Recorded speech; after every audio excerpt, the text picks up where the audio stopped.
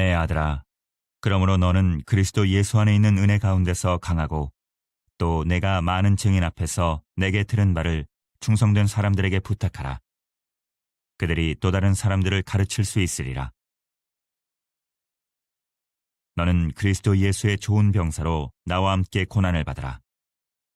병사로 복무하는 자가 자기 생활에 얽매이는 자가 하나도 없나니 이는 병사로 모집한 자를 기쁘게 하려 함이라. 할렐루야. 네, 고개를 들어 이 앞을 바라보시기 바랍니다. 한번 따라할까요? 내 안에 계신 주님과 성도님 안에 계신 주님은 한 분이십니다. 8월 달은 영성의 달로 지켰습니다. 영성은 건물의 기초와 같은 것이지요. 영성은 건물의 기둥과 같은 것입니다. 텔레비전이 없고 냉장고가 없으면 좀 불편할 뿐이지만 살 수 있어요. 그러나 이 기초가 든든하지 못하고 기둥이 바로 서 있지 못하면 그 건물은 반드시 무너지게 되어져 있고요. 항상 불안과 두려움 속에서 쫓기는 그 삶을 살 수밖에 없는 거예요. 근데 영성은 이렇게 기초가 든든하고 또 한 건물의 기둥과 같은 거라서 이 영성이 든든하면 그러면 어떤 불편함도 이겨낼 수 있고요. 어떤 어려움도 해결해 나갈 수가 있는 것이죠. 영성에 대해 하나님께서 주신 메시지 여러분 기억하십니까? 양이든 염소든 태어난 체질은 각기 달라도 우리 모두에게는 목자가 필요하다 말씀을 드렸어요. 그리고 우리의 목자 되시는 예수님은 너무나 선하신 분이기에 자기의 생명을 내놓으시면서까지 그렇게 양들을 건사하시는데 저와 여러분은 바로 그 목자 되신 예수님에게 소중한 양이다 말씀을 드렸죠. 이러한 목자를 인정한 성도들이라면 당연히 스스로 웅덩이를 파는 인생이 아니라 생수의 근원 되시는 하나님 안에서 항상 기뻐하며 감사하며 하나님을 높이며 살아야 된다고 말씀을 드렸어요. 그리고 지난주는 이 광야 같은 인생 살다가 하나님 없는 광야에서 헤매며 절망하지 마시고 하나님을 만날 수 있는 그 광야를 찾아가 그 하나님을 만나자 그렇게 말씀을 드렸습니다. 오늘 8월의 영성의 달 마지막 주 본문의 내용은 이렇습니다. 바울은 아시다시피 결혼을 하지 않았어요. 결혼을 하지 않았다면 당연히 자녀가 없습니다. 그렇다고 법적으로 입양을 한 사람도 없어요. 그런데 디모데라고 하는 청년이 이 바울을 잘 따랐어요. 이 디모데라고 하는 청년이 바울을 아버지처럼 잘 따라서 이 디모데에게 바울은 아버지와 같고 또 바울은 디모데가 마치 아들과 같은 관계로 그렇게 발전하게 되었어요. 그래서 1절에 보면 디모데를 향하여 나의 아들아 이렇게 부르지요. 그런데 이 아들을 향하여 디모데가 이렇게 말합니다. 나와 함께 고난을 받으라. 나와 함께 고난을 받으라. 여러분이라면 이렇게 말할 수 있을까? 여러분이라면 이렇게 말할 수 있을까? 한번 생각해 보세요.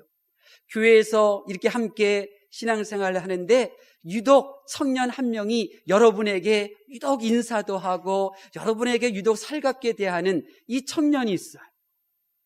그런데 그 청년에게 어떤 마음을 가지겠어요? 야, 얘가 나를 알아주네, 얘가 나를 잘 따르네, 얘가 뭐 필요한 거 없을까? 내가 도와준 거 없을까? 이런 마음 아니겠어요? 그런데 바울은 그런 관계인 디모데를 향하여 너 필요한 것이 뭐냐? 내가 도와줄게. 이렇게 말하는 것이 아니라 고난을 받자. 이렇게 말하는 거예요. 우리라면 나를 아버지처럼 믿고 따르는 청년이 있다면 그 청년에게 정말 잘 해줄 마음이 생길 거 아니에요? 그런데 이 바울은 그런 디모데에게 나와 함께 고난을 받자. 이렇게 말합니다. 쉽지 않은 일이에요. 죽었다 깨어나도 이렇게 말하기 쉽지 않아요. 너도 알다시피 나는 결혼도 안 하여 자녀도 없고 너도 일찍이 아버지를 여의어 아버지가 없으니 내가 너를 아들 삼고 너는 나를 아버지 삼아 우리가 서로 힘이 되어 이렇게 행복하게 살자꾸나 이렇게 말해야 할 듯한데 바울 사도는 그렇게 말하지를 않았어요. 왜 그랬을까요? 바울 사도가 자기 친자식이 없어서 매몰찬 사람이기 때문에 이렇게 말한 것일까요? 바울의 이런 말을 우리가 이해하려면 오해 없이 받아들이려면 바울이 어떤 사람인지를 아셔야 돼요. 바울은 아시다시피 예수님을 핍박하던 사람이었는데 다메섹 도상에서 예수님을 만나게 되는 거예요. 그리고 그 예수님을 구주로 영접한 이후에 그가 신앙생활을 하는 가운데 3층 천을 경험하게 됩니다. 우리 눈에 보이는 하늘이 1층 천이고 그 너머의 우주가 2층 천이고 우주 너머의 3층 천이에요. 우주 너머의 3층 천을 바울 사도가 경험해요. 그 3층 천이 무엇입니까? 하나님이 계시는 하나님의 나라예요. 하나님의 나라를 경험한 이 바울 사도, 그의 세상을 바라보는 눈이 달라지게 된 거예요. 눈에 보이는 하늘이 전부인 줄 알았어요. 그래서 비가 내려야 되고 너무 뜨거워서 고난당하는 것이 인생인 줄 알았어요. 그런데 그 너머에 우주가 있고 그 우주 너머에 하나님이 계시는 하나님의 나라가 있다는 것을 본 거예요. 그러니 그는 이 세상을 바라보는 시야가 바뀌게 된 거예요. 이 세상을 바라보는 그의 시야는 오직 하나님의 나라, 이러한 가치관으로 세계를 바라보게 되는 거죠. 하나님께서는 이런 바울 사도를 통하여 초대교회 성도들에게 말씀하고 싶으셨어요. 성도들의 소속은 하늘나라에 속한 병사라는 사실을 잊지 말라는 거예요. 하나님의 나라를 지키는 예수님의 이 병사, 이 예수님의 병사들은 어떤 고난도, 어떤 시험도, 어떤 악한 행위에서도 자기 자신을 지키고 보존하고 꾸준한 신앙생활을 통하여 하나님을 기쁘시게 하는 삶을 살아갈 수 있다고 말하고 있는 거죠. 이 시간 저와 여러분도 주님의 전으로 부르시고 하나님의 말씀 앞에 세워 이렇게 들려주고 계셔요. 우리의 군사령관은 하나님이시라는 거예요. 나를 지휘하시는 지휘관은 예수님이라는 거예요. 나는 예수님의 부대에 속한 예수님의 병사라는 거예요. 나는 예수님의 좋은 군사가 되어야 한다고 하나님께서 말씀하시는 겁니다. 하나님께서는 저와 여러분이 예수님의 좋은 군사가 되고자 하면, 여러분이 잘났든 못났든, 능력이 있든 없든, 여러분이 건강하든 여러분이 건강하지 않든 상관없이 나는 예수님의 좋은 군사라고 하는 그 고백으로 인하여 항상 기뻐할 수 있고, 그리고 그 전능하신 하나님을 기쁘시게 드리는 삶을 살아갈 수 있다고 말씀하고 계십니다. 여러분, 우리가 믿는 예수님이 어떤 분입니까? 그냥 막연하게 예수님을 구주로 생각하지 마세요. 예수님은 나를 따르라고 말씀하셨잖아요. 우리가 따라야 될 그 예수님의 모습이 어떤 모습입니까? 예수님은 좋은 병사는 이런 거야, 그의 삶으로 우리에게 보여주셨어요. 예수님은 군사령관의 명령인 하나님의 말씀 앞에 어떻게 성도들이 행동하여야 하는지를 몸소 실천으로 보여주셨어요. 예수님께서는 하나님의 명령에 철저하게 따르셨잖아요. 군사령관인 하나님의 명령대로 이 세상으로 가라 하면 하늘부자 버리시고 이 세상에 오셨고, 머물라 하면 아무리 고통스러워도 십자가에 머무르셨잖아요. 예수님은 이런 분이었어요. 예수님은 군사가 어떤 모습이어야 하는지를 우리에게 보여드렸어요. 그래야 예수님을 바라보며 하나님은 말씀하셨잖아요. 내가 이를 기뻐한다. 예수님은 하나님을 기쁘시게 해드리는 삶을 살았던 사람이었어요. 성령 하나님께서는 지금 이 시간에 우리 간에 역사하셔요. 아, 그렇구나. 내가 예수님의 군사였구나. 나는 지금까지 예수님의 군사로 살지를 못했구나. 군사는 피 흘리는 그 자리도 마다 않고 가는 사람인데, 군사는 자기의 명령에 순종하는 자인데, 내가 과연 하나님의 말씀에 얼마만큼 순종하며 살아왔는가. 지금 성령 하나님께서는 우리의 마음을 만져주고 계시는 거예요. 그래서 우리로 하여금 예수님의 좋은 군사가 되도록 결심하게 하시고, 우리가 예수님처럼, 그리고 바울과 디모데처럼 좋은 군사가 될 수 있도록 우리를 옆에서 친히 도와주시는 줄로 믿습니다. 여러분, 저와 여러분이 예수님의 좋은 군사가 되도록 하나님께서 어떻게 하셨습니까? 구약 성경부터 요한계시록까지 읽어보면요, 하나님의 나라가 실존하고 있다는 사실을 공개해 주셨어요. 드러내 주셨어요. 성경은 왕이신 하나님과 하나님의 나라를 공개하고 있어요. 구약에도 보면 하나님의 군대에 대한 언급이 너무나 빈번하게 나와요. 야곱이 야복강가에서 기도하기 전에 그는 군대 장관을 만났잖아요. 하나님의 군대를 만났어요. 여호수아가 여리고성을 정복하는 전투를 벌이기 전에 낙심하고 두려움 가운데 있을 때에 그는 하나님 나라의 군대 장관을 만나서 힘을 얻었잖아요. 엘리사의 종 게하시는 그의 눈이 열려 그들의 적군 그 위에 둘러싸고 있는 하나님의 군대들을 바라봤잖아요. 성경은 우리들에게 하나님의 나라에 대해서 말씀하고 있어요. 예수님께서도 친히 우리에게 가르쳐 주신 주기도문, 여러분 주기도문을 여러분이 매일 반복하면서 기도하는 것이 정말 유익이 큽니다. 많은 유익이 있어요. 근데 그 중에 하나가 하나님의 나라가 믿어져요. 하나님의 나라가 믿어져요. 여러분 예수님이 가르쳐주신 그 주기도문대로 하늘에 계신 우리 아버지 이름을 언급하며 하나님의 그 나라가 임하기를 기도하고 하나님의 뜻이 하늘에서 이루어진 것처럼 이 땅에 이루어지기를 기도하며 기도할 때마다 여러분 마음속에 하나님의 나라가 계시다는 사실이 믿어져요. 여러분 위대한 학자들은요, 위대한 학자들이 논리를 증명해내고 사실을 바로 드러냈냐? 그렇지 않아요. 그냥 논리로는 설명을 못하지만 직관적으로 이것이 이렇구나 깨닫고 나서 그것을 증명해내는데 많은 시간 보내서 위대한 학자들이 된 사람이 많아요. 마찬가지로 누군가에게 하나님의 나라를 설명해 줄 수는 없는데 내 마음은 마치 하나님의 나라를 갔다 온 것과 같은 그런 기쁨과 확신과 소망 가운데 거하게 되는 거예요. 나의 조국은, 아니 여러분의 조국은 하나님의 나라인 줄로 믿습니다. 내 조국인 하나님의 나라에는 나의 고향이 있습니다. 그것은 나의 영이 온 것입니다. 내 조국인 하나님의 나라에는 내가 영원토록 살 예수님이 준비한 처소가 있습니다. 내 조국인 하나님의 나라에는 내가 사랑했고 나를 사랑했던 하나님의 사람이 머무는 그 땅인 것입니다. 요한일서 5장 19절에 사도 요한은 이렇게 고백합니다. 우리가 아는 것은 우리는 하나님께 속하고 온 세상은 악한 자 안에 처한 것이다. 하나님께서는 성경을 통하여 또 예수님의 말씀에 순종하여 주기도문을 드리게 될 때 나의 조국이 이 땅 세워지고 망하고 또 세워지는 이러한 나라가 아니라 영원히 존재하는 하나님의 나라라고 하는 믿음과 확신을 주시는 줄로 믿습니다. 두 번째로 성도들이 상대해야 할 적이 누구인지 알려주셨어요. 적이 누구인지. 내가 하나님의 나라에 속한 시민이요 군인인데 그 하나님의 나라의 적군이 누구인지를 보여주셨어요. 에베소서 6장 12절에 보면 우리의 씨름은 혈과 육에 대한 것이 아니요 정사와 권세와 이 어둠의 세상 주관자들과 하늘에 있는 악의 영들에게 대함이라 말씀했어요.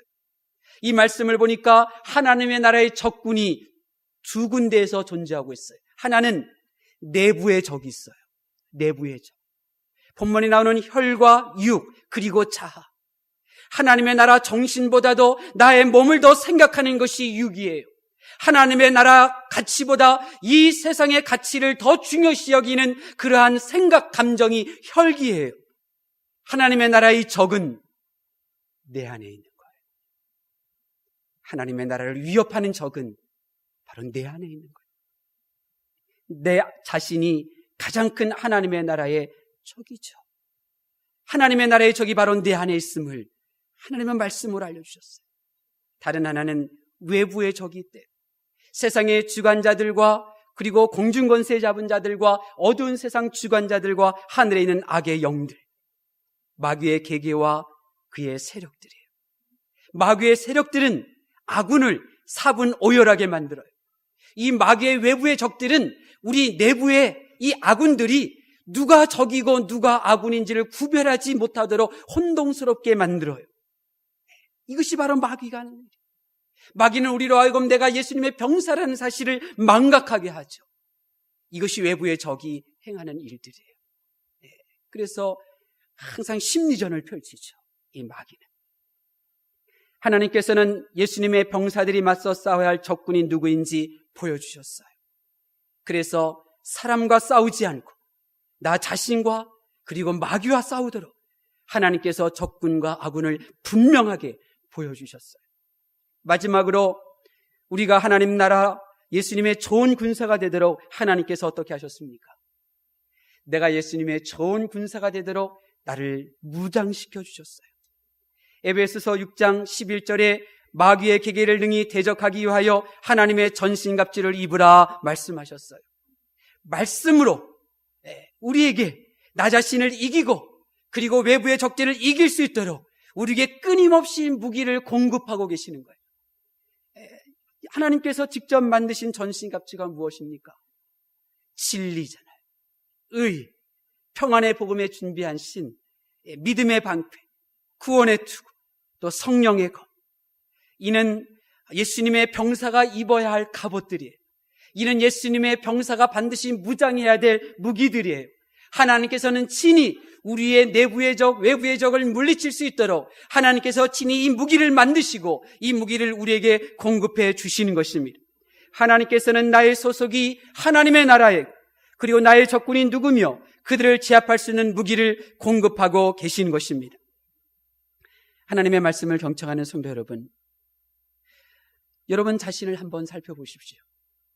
여러분은 인생은 싸움이고 전쟁의 연속이라는 말을 듣고 또 그렇게 살고 있는데 여러분은 정작 누구의 군사되어 싸우고 계십니까?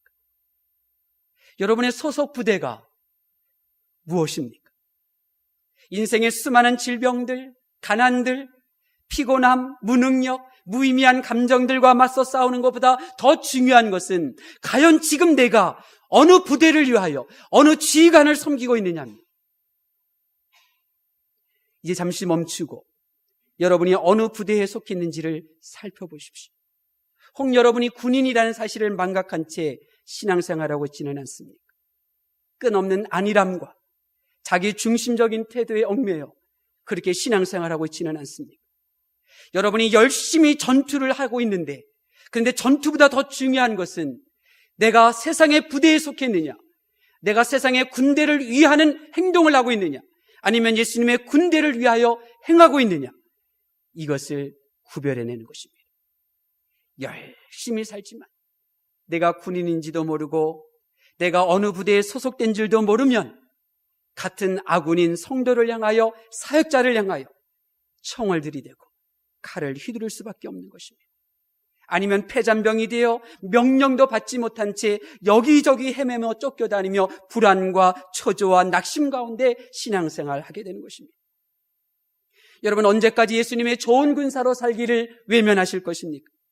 세상은 여러분이 예수님의 병사됨을 망각하고 세상에 속한 사람과 물질과 그 쾌락에 빠져 살라고 속삭이지만은 마귀는 세상의 모든 짐을 마치 여러분이 홀로 져야 할 것처럼 그렇게 속삭이고 인생의 문제, 여러분의 자녀들의 인생까지 부모인 여러분이 책임져야 한다고 강하게 주장하고 있지만, 그러나 세상은 여러분이 영원히 거할 곳이 아닙니다.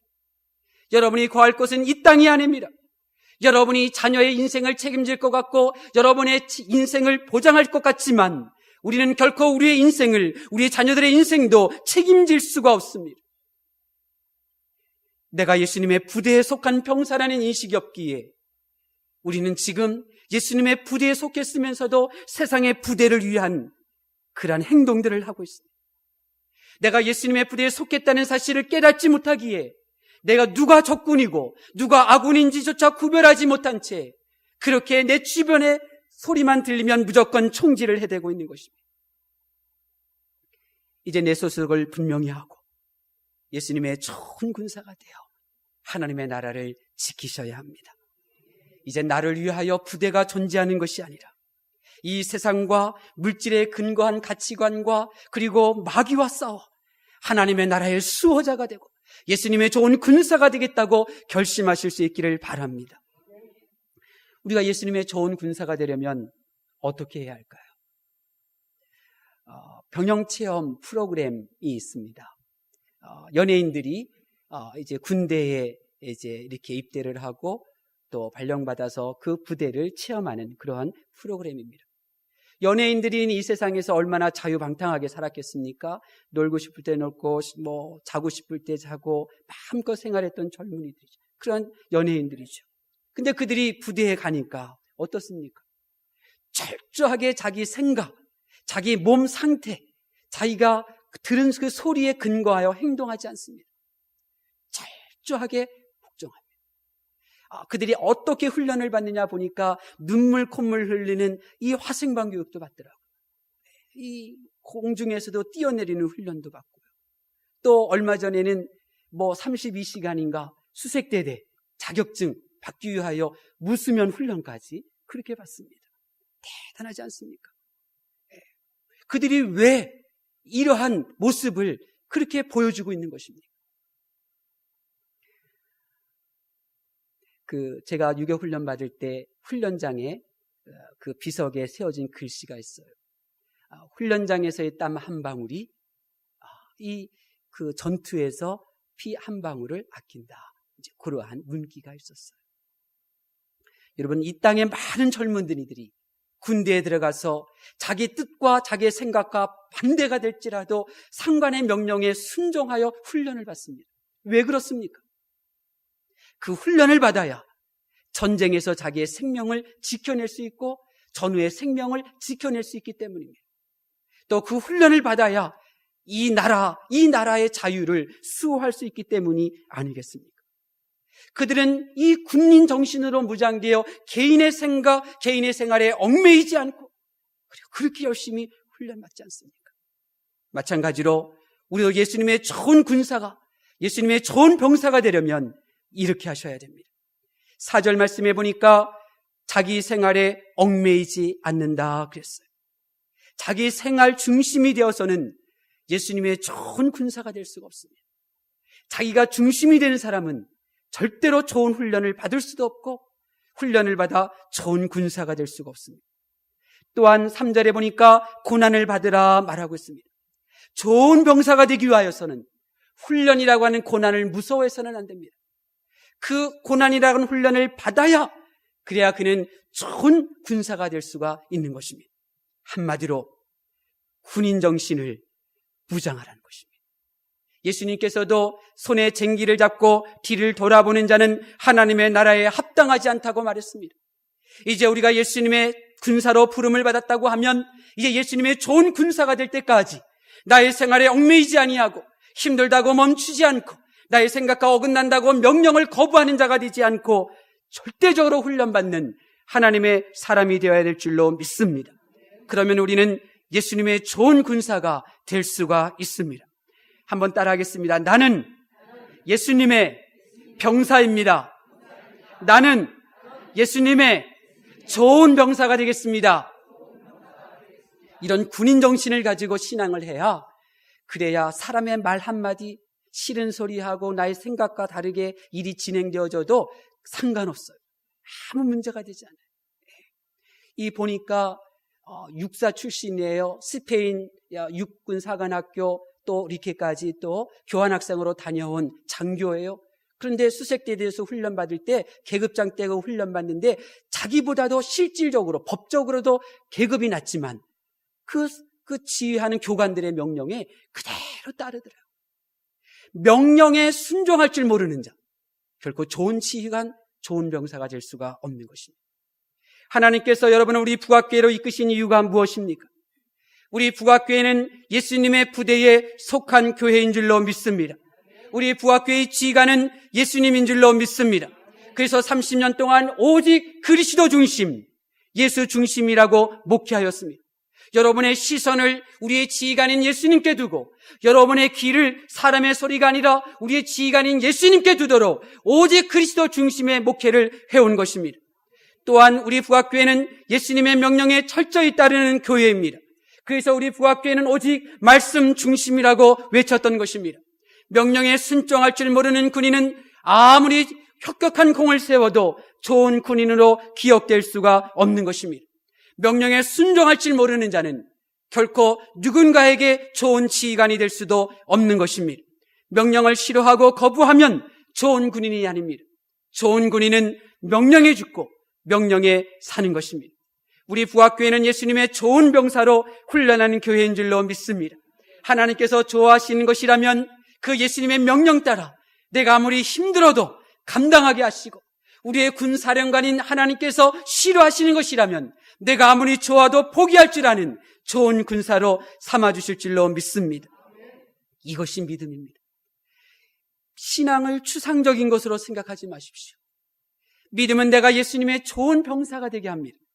믿음은 예수님의 좋은 병사로 하나님의 나라와 그 가치를 지켜내고자 고난도 무서워하지 않고 충성을 외치게 하는 것입니다. 믿음은 예수님의 좋은 병사가 되기 위해서라면 결코 자신의 생각과 자기 생활에 얽매이지 않습니다. 저는 믿습니다. 세상에서 관광객으로 사는 신앙인이 되지 마십시오. 이 세상에서 말 한마디에 상처받아 병원에 드나드는 환자의 모습으로 살지 마십시오. 여러분은 지금 여러분의 신앙의 색깔이 환자와 같습니까? 아니면 관광객과 같습니까? 아니면 경기를 구경하는 관람객으로 지금 부학교회를 섬기고 있습니까? 이제 오늘 주신 말씀 따라 예수님의 병사가 되실 수 있기를 바랍니다. 예수님의 좋은 병사가 되실 수 있기를 바랍니다. 우리가 예수님의 좋은 병사가 되기를 사모하는 이 영성을 가지고 생활하면 하나님께서 우리에게 복을 주십니다. 하나님께서 주시는 복이 무엇일까요? 우리 1절 말씀 보겠습니다. 1절 말씀 시작.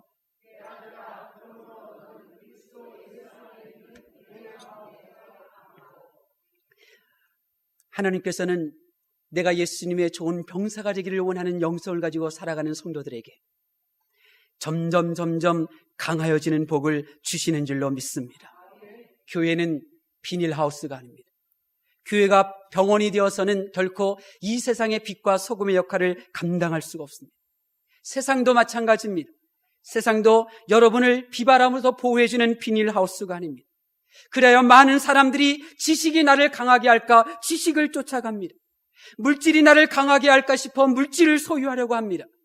그러나 천만의 말씀입니다. 많은 사람이 지식이 많아도 작은 고난 앞에 거꾸러지는 것이 바로 이 세상 아닙니까? 물질을 가지고 있어도 그 물질 앞에 또 꼬꾸라지는 것이 바로 이 세상 아닙니까? 물질도 지식도 사람도 여러분을 결코 강하게 만들 수가 없습니다. 맞설 수 없는 세상과 맞서게 하고 끊임없는 고난의 공장인 이 세상에서 강해질 수 있는 것은 오직 예수 그리스도 안에 있는 은혜인 것입니다. 예수님의 좋은 병사된 이 은혜로 말미암아 우리는 점점 강해지게 될 것입니다. 우리의 마음이 강해지게 될 것입니다. 우리의 언어도 강해지게 될 것입니다. 우리의 믿음도 강해지게 될 것입니다. 여러분의 가정이 점점 강해지게 될 것입니다. 여러분의 인생이 흔들리지 않는 강하게 변화될 줄로 믿습니다. 다른 하나는 충성되되 하나님께 충성된 사람을 만나게 하십니다. 저는 그렇게 많은 세월 살지 않았어요. 이제 50이잖아요. 그런데 이 인생 살아오면서 가장 큰 복이 뭔가? 사람이라는 것 하나를 깨달았어요. 사람. 그것도 충성된 사람. 충성된 사람은요, 꾸준한 사람이에요. 그 꾸준한 사람. 그 꾸준한 사람이 얼마나 소중한가. 저는 지금까지 그 한 가지 사실을 깨달으며 여기까지 왔어요. 그러므로 인생의 가장 큰 복은 꾸준한 충성된 사람을 만나는 거예요. 충성된 아내, 배우자, 충성된 부모, 충성된 자녀, 충성된 직장 동료, 충성된 상사, 이것을 만나는 것이 복이에요. 꾸준하게 충성되어 교회를 섬기는 그 하나님의 사람을 만나고 그와 함께하는 즐거움, 그보다 더 큰 것이 어디 있을까요? 세상에서 수없는 배신을 경험해요. 여러분은 배신 경험 안 했나요? 사람에게 실망하지 않았나요? 배신을 손바닥 뒤집다 하는 넘쳐나는 이 세상길에서 충성된 사람을 만나는 것이 복 중의 복 아닌가요? 모세는 그 사람을 만났죠. 엘리야도 그 사람을 만났어요. 오늘 본문의 바울 사도도 그런 사람 만났죠. 디모데도 그런 사람 만났어요. 그렇게 충성된 사람을 만났기에 지금 이 땅에 이 복음이 전파된 것 아닌가요? 또 여러분이 그 충성된 사람을 만나야 여러분의 자녀들에게 충성된 사람이 하나님을 섬기는 이 땅, 이 민족을 그들에게 물려줄 수 있는 것 아닌가요? 부디 나는 예수님의 좋은 병사라고 하는 영성을 통하여 여러분 평생에 충성된 사람과 함께 하시고 충성된 사람을 보내주시는 하나님의 은혜를 누리실 수 있기를 바랍니다. 그러나 여러분이 여전히 내가 예수님의 부대에 소속이라는 정체성도 없이 열심히 하나님을 믿노라 하면서도 그러나 결국 예수님의 부대에 해를 끼치는 그러한 어리석은 삶을 산다면 무슨 소망이 있겠어요? 12.12 사태 여러분 기억할 거예요. 전두환 전 대통령이 12.12 사태를 일으키기 전 집을 나서기 전에 가족들에게 이렇게 말했대요. 나는 시골 빈농에서 태어나 군 장성이 되었으니 내 인생의 결단코 후회는 없다. 12.12 사태를 일으킬 때는 적어도 나라를 위한 것이다. 군인 정신으로 이렇게 나간 거예요. 실패해서 죽어도 나는 후회가 없다, 이 마음이었어요. 근데 그가 대통령이 되었을 때 그는 군인 정신을 잃어버렸어요. 대통령에서 물러난 지금까지 그는 군인 정신을 잃고 지금 살아오고 있어요. 군인 정신을 잃었으니 지금 이 온 백성들로부터 존경받지 못하는 거잖아요. 그의 아들 전재국 씨도 83년도인가 그의 학교에 가면 학교 자기 동료들이 자기 아버지 전두환을 그냥 목을 자르는 사람 그런 한자로 바꿔줘서 얘기할 때 가슴 아프고 나는 반듯하게 살겠다 이러한 생각을 가졌는데 그 아들도 군인 정신 잃어버리니 어떻게 군인이 그 어마어마한 재산을 가질 수가 있나요? 군인 정신을 다 잃어버렸어요. 군인 정신을 이처럼 잃어버리면 하나님으로부터 인정받지 못하는 비참한 인생으로 전락하게 되는 것입니다. 이제 말씀을 마칩니다. 늙은 군인의 노래라는 가 있는데요. 늙은 군인의 노래 가사를 여러분에게 들려드림으로 설교를 마치려고 합니다. 나 태어난 이강산에 군인이 되어 꽃피고 눈 내리기 어언 30년 무엇을 하였느냐 무엇을 바라느냐 나 죽어 이 흙 속에 묻히면 그만이지. 아들아 내 딸들아 서러워 마라. 너희들은 자랑스러운 군인의 아들이다. 좋은 옷 입고프냐 만난 것 먹고프냐 아서라 말하라 군인 아들 너로다. 사랑하는 성도 여러분, 우리 부학교의 성도님들은 나는 예수님의 좋은 병사라는 군인 정신을 가지고 생활하실 수 있기를 바랍니다. 우리 부학교의 성도님들의 자녀들은 나는 예수님의 좋은 병사인 부모님을 둔 자녀라고 하는 자부심을 가지고 생활하실 수 있기를 바랍니다. 이러한 정신을 가지고 생활하면 이 세상이 주지 못하는 자부심과 기쁨을 맛보며 살게 될 것입니다. 기도하겠습니다.